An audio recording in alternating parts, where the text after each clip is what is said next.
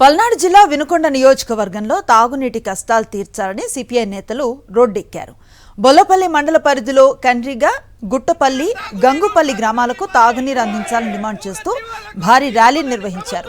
ఎన్నిసార్లు ఫిర్యాదులు చేసినా అధికారులు స్పందించడం లేదని, కూటమి ప్రభుత్వం దిగివచ్చి తమ సమస్యలను పరిష్కరించాలని నినాదాలు చేశారు.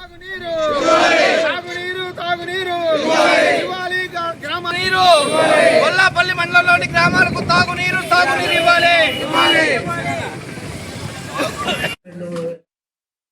చంద్రబాబు నాయుడు గారి దగ్గర నుంచి అక్కడ మన ఎమ్మెల్యేగా ఉన్నటువంటి మన ఆంజనేయులు గారి దగ్గర వరకు అనేక దఫాలుగా విజ్ఞప్తి చేయడం జరిగింది.